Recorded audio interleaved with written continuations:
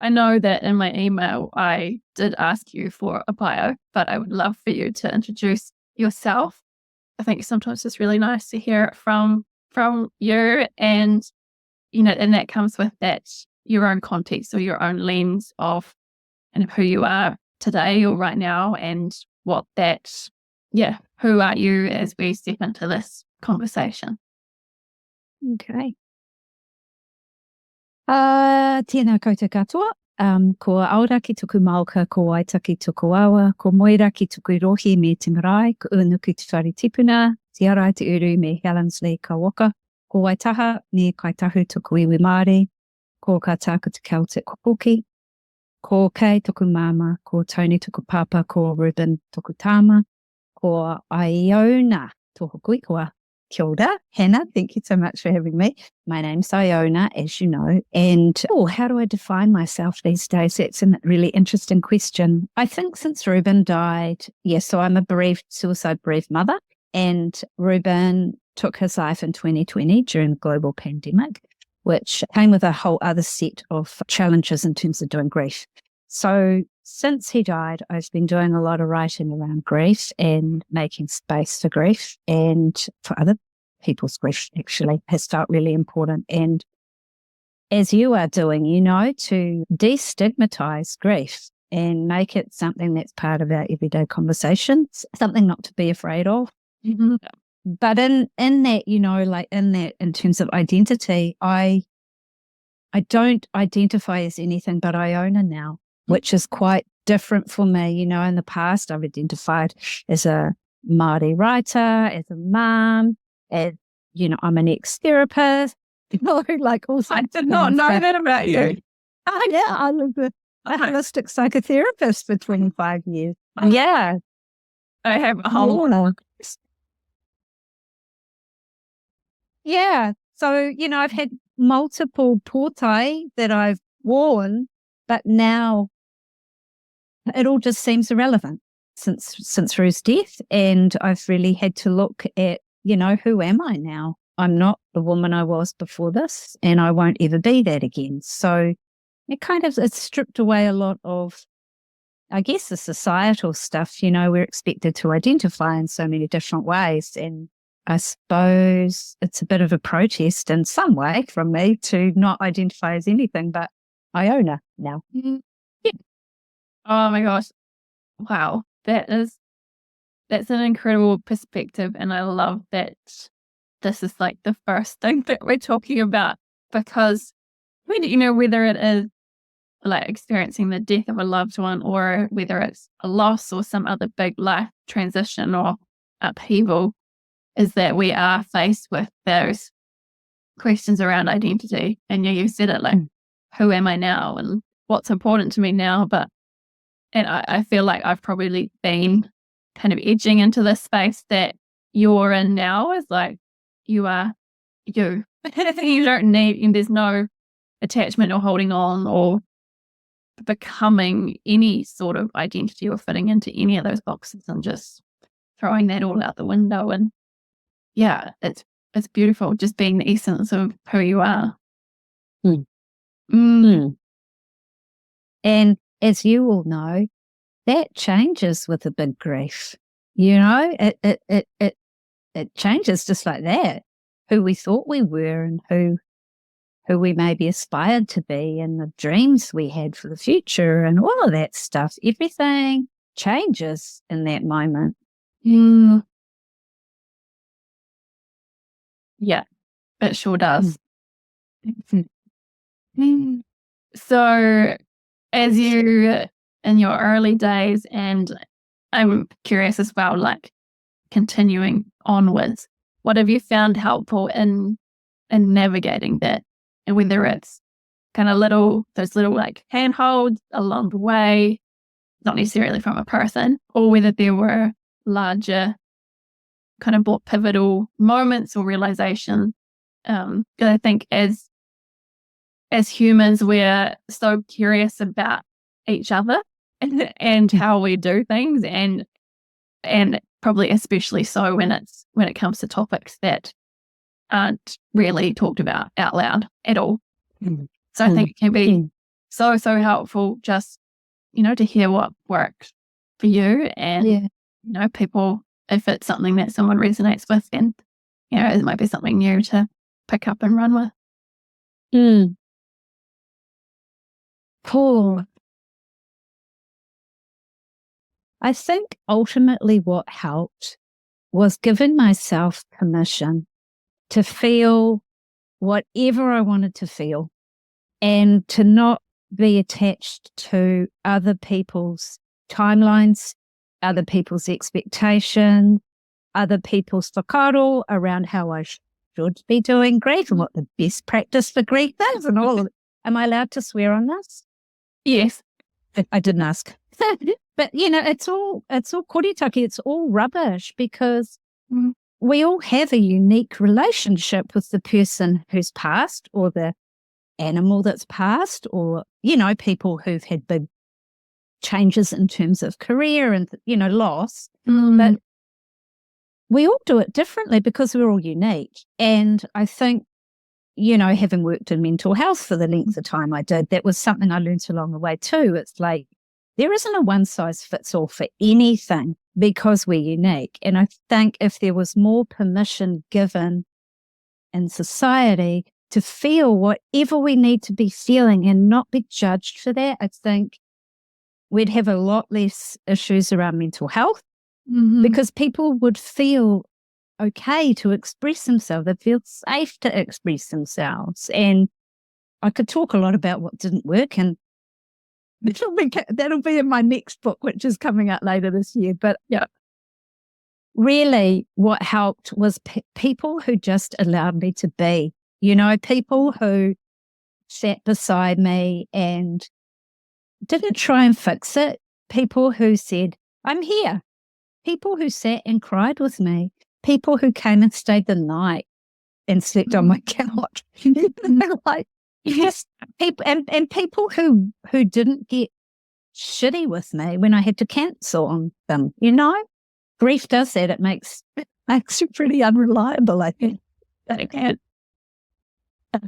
But the people who continued to love me, and my mum particularly, like, she's just been here for me regardless. And we've done grief differently. Reuben's her only mokopuna, and they had a very close relationship. And, to see me grieving and not be able to do anything about it has been really hard, and it is when we see someone in so much pain. You want to fix things. But the reality is you can't. You've just got to be with someone and let them go through it in their own way, and to know that it's not going to pass in 5 minutes. It's lifelong. I'm never going to get over this, and just say, I'm here. Like, I'm here. Don't say, I'm here when you need me, give me a ring. Because, I had a list of people. It's like, I didn't have the blimmin' chops to think about who I was going to ring when I was having a meltdown. So, it's just like, be there, keep showing up. And the people who kept showing up for me, interestingly, some of them are not the people I thought they would, I thought, oh, this person will, but no. It's, it's been quite an interesting process to see who's been able to be alongside me in this and who hasn't.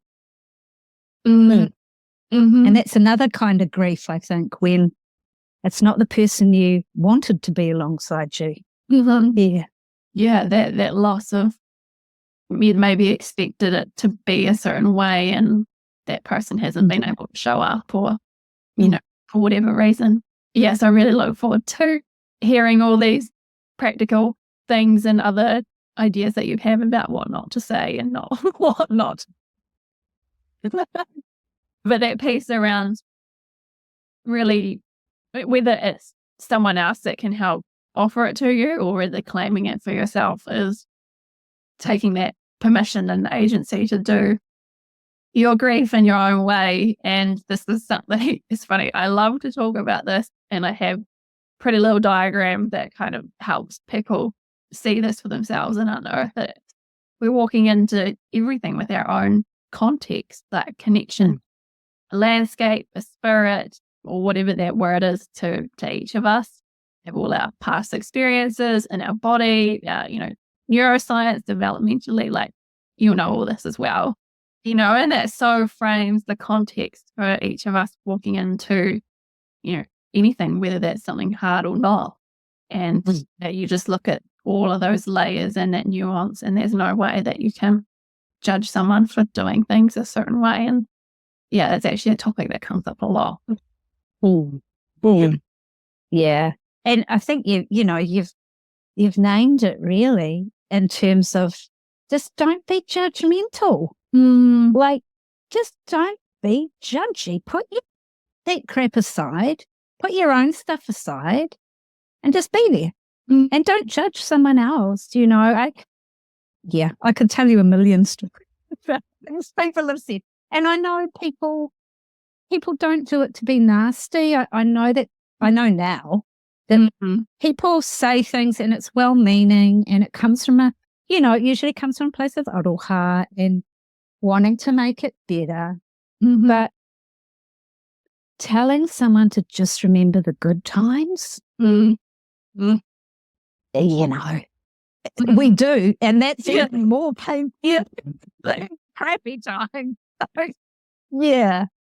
Just if people could put their judgments aside, if people could put their expectations aside and just be with the person or people who are grieving. And, if you've got lots of judgment, go and tell it to your cat and take it to your therapist or whatever, or scream it into the woods, whatever you need to do. But just, don't bring that in if you want to be with someone who's grieving. In a nutshell, that's amazing advice. Now, you've spoken about your mum already, and I've also heard you speak about nature and being out there in the outdoors as a kind of support system or something that you lean on for a kind of strength, I guess. Can maybe you want to share a bit more about those, as well as like other things or people that formed your support system? Like, what did that look like for you? And you get your to some amazing friends as well, by the sounds of it. Yeah.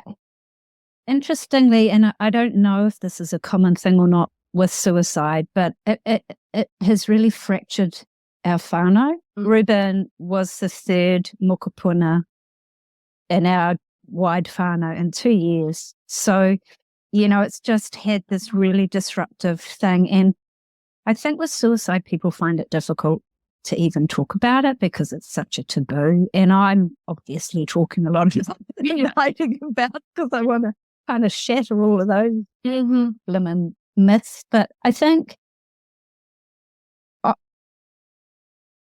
one of my sisters-in-law, being around people who get it. One of my very good friends, her daughter took her life 18 months before Rue.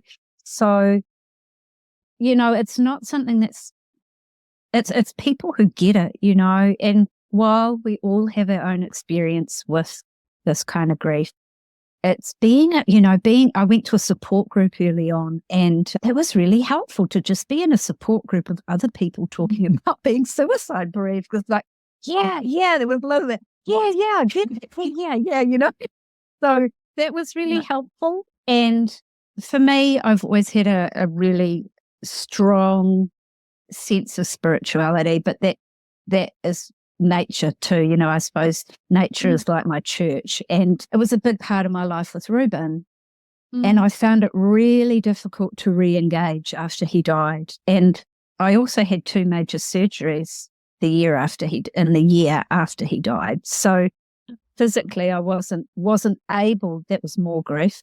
Physically I wasn't able to go and do the things that I wanted to do. And it was just a very challenging time. And I think grief is a very lonely experience too. Like, we kind of want people around, but then we don't want people around, and finding people who are going to be with us rather than people who might be judgy McJudge pants, So nature, my sense of spirituality, and being able to write about it, and something about this kind of grief. I've had a lot of mums say the same thing. I don't know about dads, but I've had a lot of bereaved mums say the same thing. It's like zero fucks. Like you actually give zero. You actually don't care, because it's like, this is the worst freaking thing that will happen as a parent. And yeah, it's like you get quite good at saying, no, that person's not going to get to be around today. So it's a lot of internal monitoring as well. And I mean, thankfully, having worked in mental health, I knew that I would just need to go straight back into therapy, which I did. And I had an amazing therapist, and I had an amazing GP as well. She sat with me and cried. And she's the only GP I've ever had that's been alongside me. But, it was just like, thank you, universe, for having these people around. And for people who are not frightened to talk about it, I think that was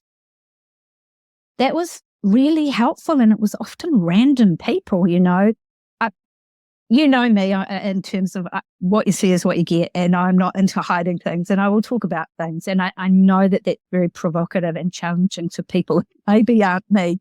However, I'm just trying to shake people out of what we've inherited. And I say inherited in terms of society, like just to be able to have a conversation that's real, not interspersed with lots of greeting card analogy, for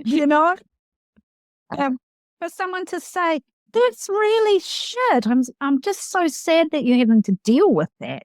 Those people were great. People who would just go for a walk with me and we didn't have to talk. That was awesome. Yeah.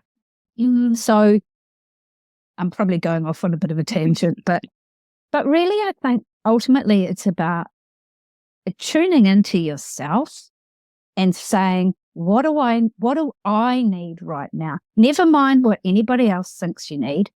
What do I need right now?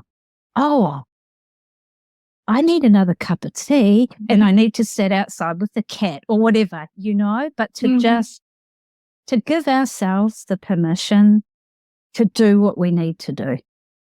And then gather the right people around us, to be like, oh, that person would be really great to catch up with on the weekend, and they won't mind if I cancel at the last minute. And, those kinds of, we need people. But I think in my experience, this kind of bereavement has kind of been a repellent for people. I'm generalizing, of course, but it is quite repelling, because it's tragic, and it's violent, and it's horrible, and it's still, Mum calls it the last taboo, actually, in terms of society. It's still, people still say committed suicide. Like, do you say committed cancer or committed, I don't know, Alzheimer's? No, we don't. So it's quite layered, isn't it?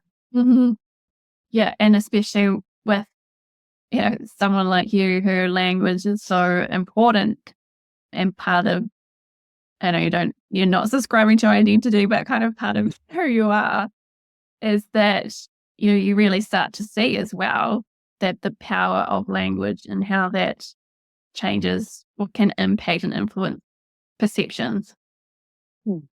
It does, yeah. It does. And sometimes there isn't language, and it's okay to say, I don't know what to say. I see that you're in pain. I don't know what to say. I'm here. The silence around this stuff, that kind of did my head. And it was like, if people got nothing to say about this, but it was because they didn't know what to say.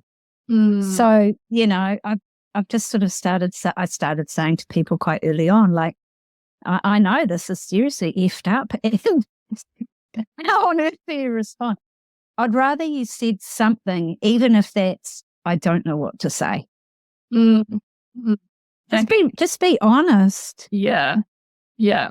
And that ties into what you were saying before as well, is like, is, that absence is actually, people notice that when you're kind of hoping, or, and everyone has their own stuff, but you kind of do hope that people can show up for you, and that the absence or not saying anything because you don't know what to say is actually mostly worse than saying the wrong thing.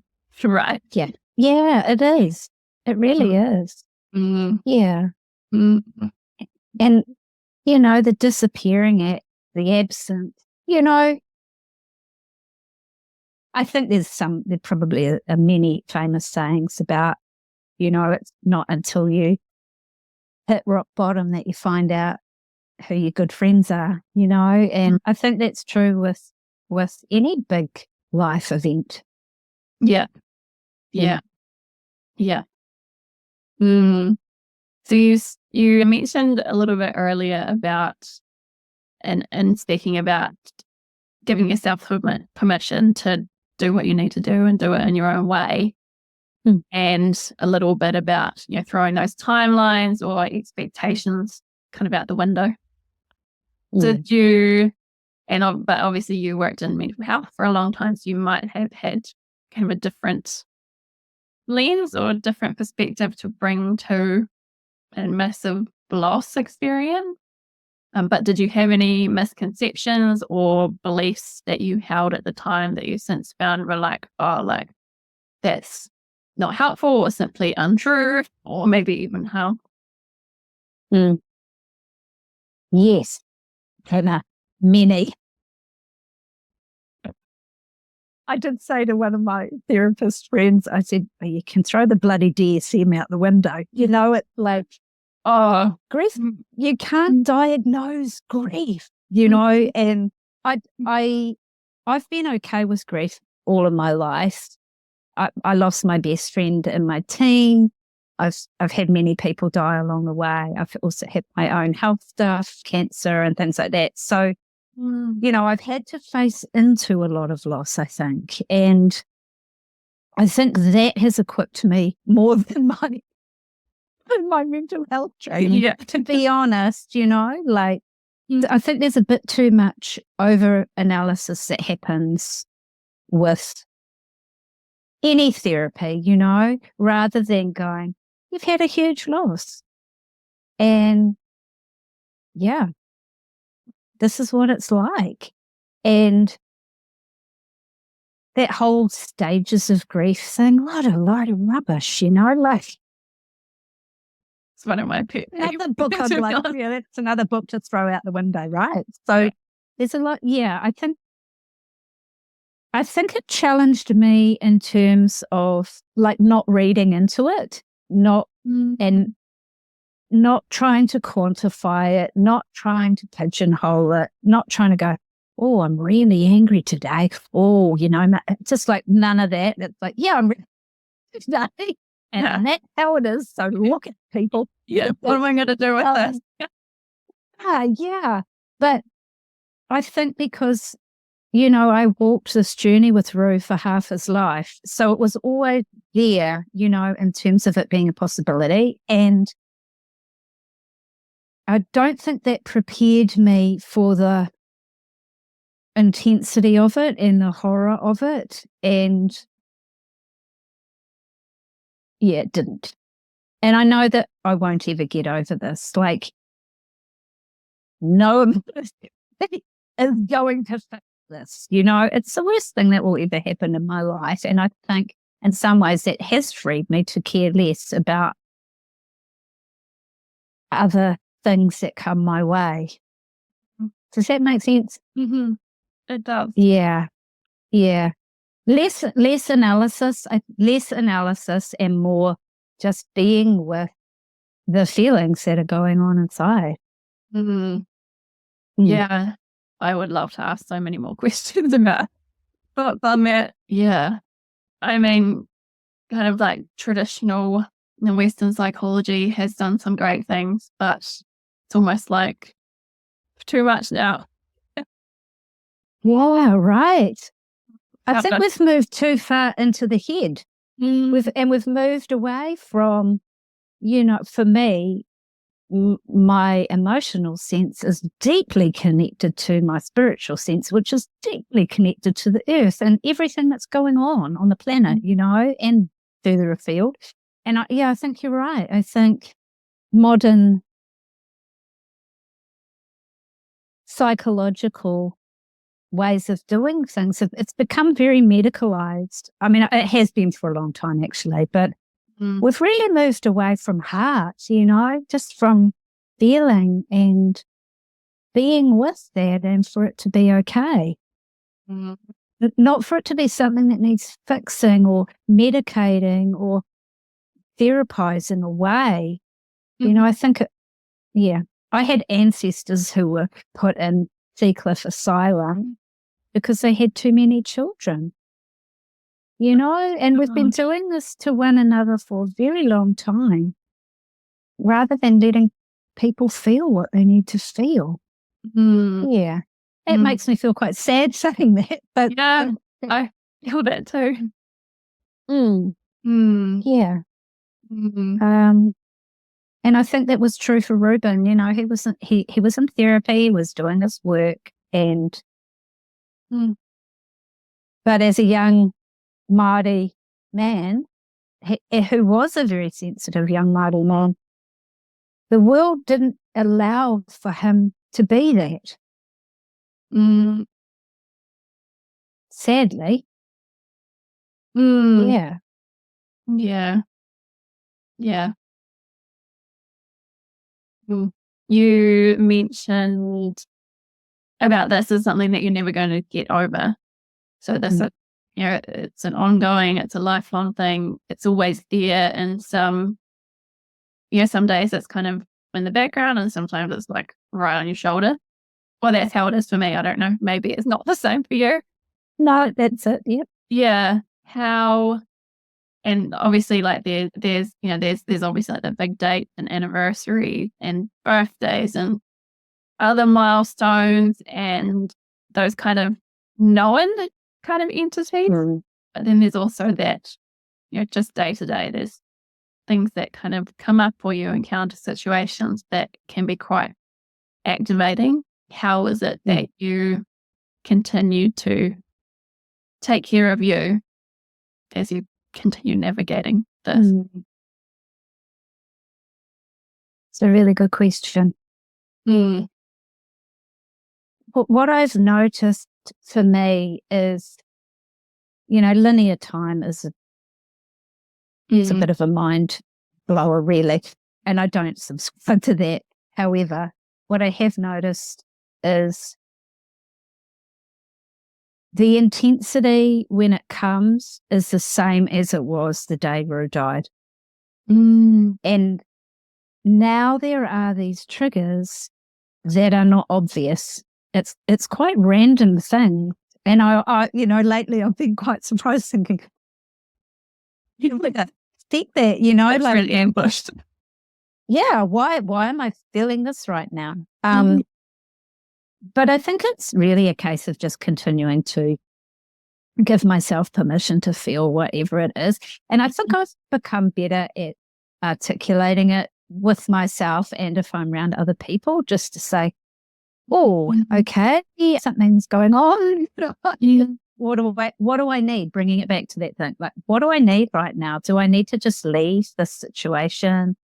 I have become quite avoidant of people and being in public, and because Rue had such a big public persona as a musician, like everywhere I went, people knew Reuben, and that made it quite hard initially. So now I'm living somewhere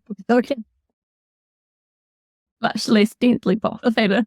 Their tone and yeah. So I think it is just that permission giving, and still allowing myself to feel whatever it is that I'm feeling and not judge it, and there'll be days like Mother's Day where it's like, oh God, or I read recently that was initially a form of protest against the war. So that made me feel quite good.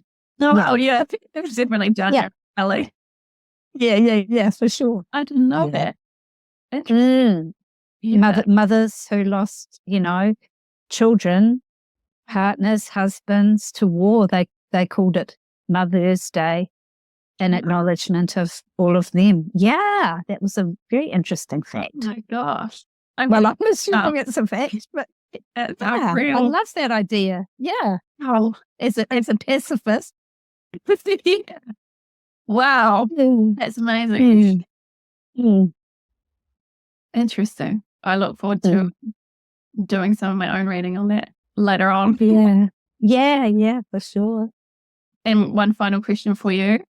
What advice would you give to someone who might be feeling whether maybe it's stuck, maybe they don't know where to turn, or really it's kind of difficult or finding it impossible to be like, to see any light in tomorrow or the future at all?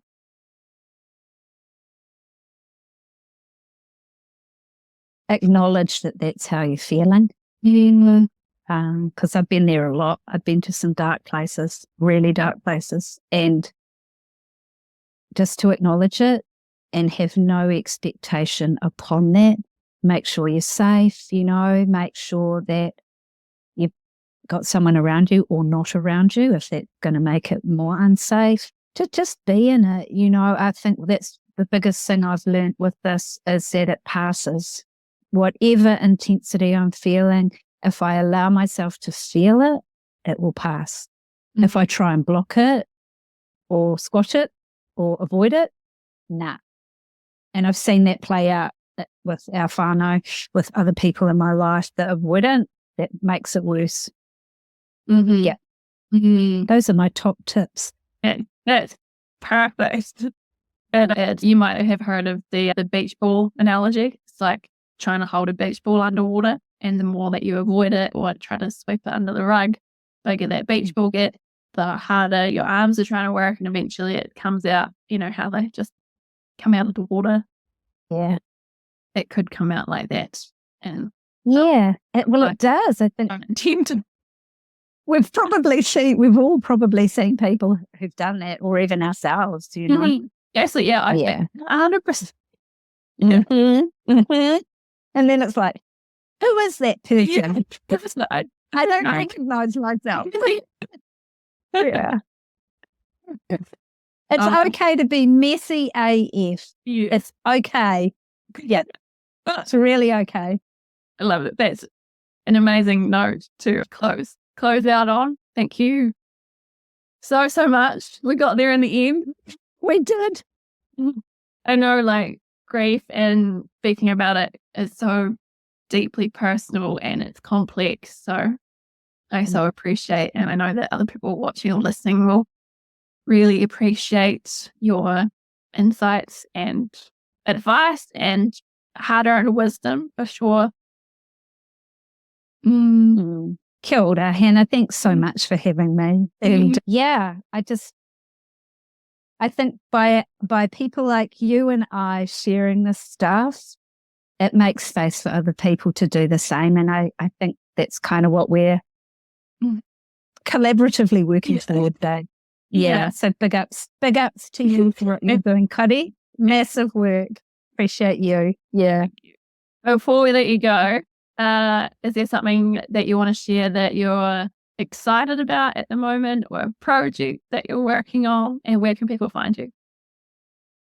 People can find me ionawinter.com, and you can find my books there. You can also find me via Elixir and Star Press.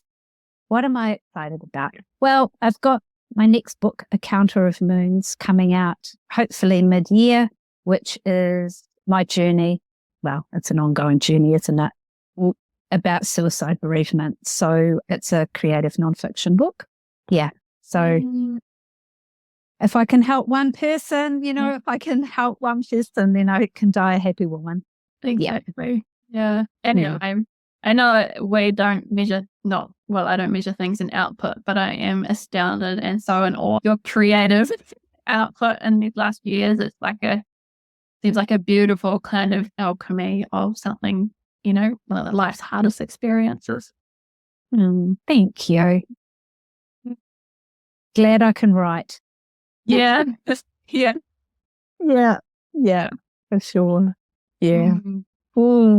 Amazing. All right, we'll let you go. And okay. Much love. Take care. Thank Much love you. to everyone out there who's grieving. Yeah. Absolutely. Yeah. Yes. You're not alone.